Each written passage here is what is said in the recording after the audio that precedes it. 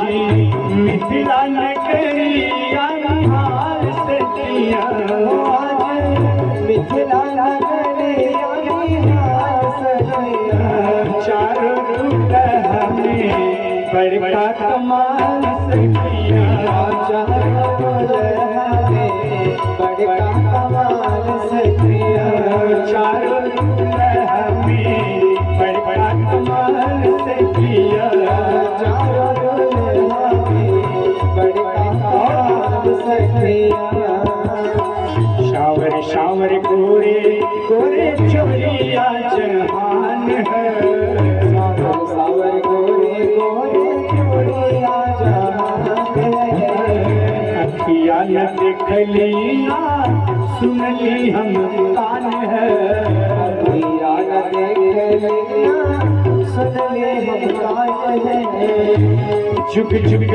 चोरी जिए के बेमिसाल सखिया झुक झुक जोड़ी जिए के बेमिसाल सखिया चारों दुल्हा में बड़का कमाल सखिया चारों दुल्हा में बड़का कमाल सखिया गगने मगने आज मगने धरतिया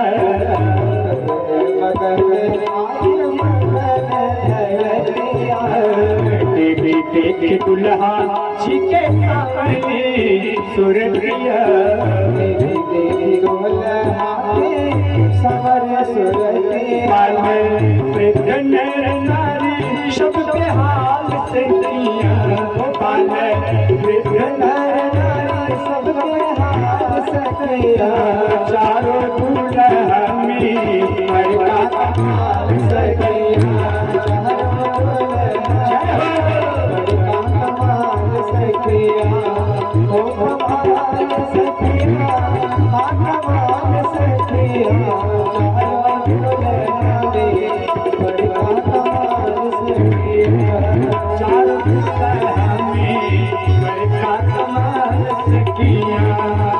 इसीलिए मर जाना, हाँ मर जाना, जीवन में अविवाहित रहना, विवाह मत करना। यदि विवाह करना होगा लूला लंगड़ा कोढ़ी गरीब दीनहीन किसी का भी हाथ पकड़ लेना, लेकिन अदर धर्म में जाकर अन्य धर्म में जाकर विवाह मत करना। हाँ अन्यथा टुकड़े मिलेंगे, टुकड़े मिलेंगे और सुपनखा की तरह माँ बाप भाई का नाक कान कटा लोगी। इसलिए निवेदन है यदि थोड़ा सा भी इस बच्चे के ऊपर प्रेम होगा तो ये मैं कहता हूँ इसीलिए कि सुधर जाओ।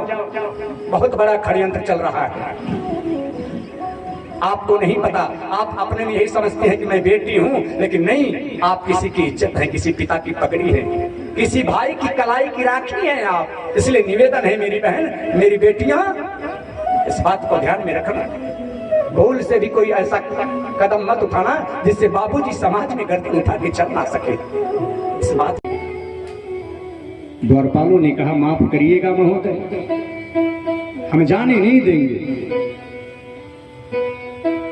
सनकादिक ऋषियों को क्रोध आया, होठ फड़फड़ाने लगे। सनकादिक ऋषि कहते हैं अरे मूर्ख, वैकुंठ में रहने के बाद नारायण का सानिध्य प्राप्त करने के बाद तुम राक्षसों जैसा व्यवहार करते हो। एक भगत को भगवान के दर्शन से वंचित करने का परिणाम जानते हो? परिणाम बड़ा भयावह होगा। द्वारपालों ने कहा ईश्वर कुछ भी परिणाम हो पर हम आपको जाने नहीं देंगे। और बार बार मना करने के बाद भी जब नहीं माने, कमंडल से जल निकाला है सनकादिक ऋषियों ने। मूर्ख, राक्षसों जैसा व्यवहार करते हो, जाओ राक्षस योनि को प्राप्त करो। श्राप दे के राक्षस बना दिया। इतने में देव ऋषि नारद बीड़ा खड़काते हुए पहुंचे वैकुंठ में। भगवान यहाँ शांताकारम मुझे सैनम है से सैया पे लेते हो, और वहां सनकादिक ऋषियों ने आपके द्वारपालों को श्राप दे दिया, राक्षस बना दिया। अब नारायण वैकुंठ से भागे भागे आए, सनकादिक ऋषियों से कहते हैं ऋषिवर ये आपने क्या कर दिया? ये तो निर्दोष हैं, हमारे प्रिय हैं, हमारी आज्ञा का पालन कर रहे थे। सनकादिक ऋषियों ने कहा भगवान प्रणाम, वैकुंठ में रहने के बाद नारायण का सानिध्य प्राप्त करने के बाद भी इनकी बुद्धि दूषित है। अब जैसे मंदिर के हम पुजारी बन जाए, कथा मंच पे बैठे हैं, व्यासपीठ पे बैठे हैं, हम व्यास हो गए, या यज्ञ अनुष्ठान करा रहे हैं, हम आचार्य बन गए। इस पद को प्राप्त करने के बाद भी यदि हमारे अंदर अहंकार भरा हुआ है, हाँ? भक्तों का, संतों का, ब्राह्मणों का अपमान कर रहे हैं, लोगों को बेवकूफ बनाने का कार्य कर रहे हैं, तो हम तो राक्षस ही हुए माई बाप, हम राक्षस ही हुए। राक्षस की कोई जाति नहीं होती है, ये हमारे आपके बीच में से ही निकलते हैं। जिनका जैसा व्यवहार होता है संसार उनको उसी प्रकार की पहचान देता है। सरकारिक ऋषियों ने कहा, नारायण ये आपके सानिध्य में रहते हैं ना, फिर भी राक्षसों जैसा व्यवहार किए हैं, दर्शन करिए। साक्षात आप भगवान के पार्षद क्यों ना हो, संत महात्माओं का यदि आपने अपमान कर दिया तो नारायण भी आपको बचा नहीं पाएंगे उनके क्रोध से, श्राप दे दिया। नारायण ने कहा तो इनके मुक्ति का मार्ग, सनकादिक ऋषियों ने कहा इनके मुक्ति का मार्ग यही है कि एक नहीं तीन जन्म। पूछे बहन जी सुनो, ये नाखून क्यों बड़ा है? खूब बड़ा बड़ा था, इतना बड़ा बड़ा। अब बताओ काम कैसे करेगी, रोटी कैसे बनाएगी, भोजन कैसे बनाएगी, कपड़े कैसे धुलेगी? तो हमने पूछ लिया विनोद, बहन जी क्यों रखाई हो? कहते बाबा नहीं जानते हैं, आजकल बड़ा मॉडर्न चला। हम कहे हाँ सो तो है, तो क्या करोगे? कहे पहला काम तो ये अच्छा लगता है, और दूसरा फायदे की बात बताऊं बाबा? हम कहा हाँ बहन बताओ, अगर फायदा हो तो हम रखाएंगे। तो उसने कहा जब हमारा ब्याह हो जाएगा, हाँ जब हमारा विवाह हो जाएगा हम ससुराल जाएंगे।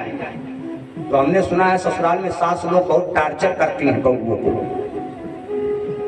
तो हमारे पास बड़ा बड़ा नाखून रहेगा तो हमको कुछ खोजना नहीं पड़ेगा।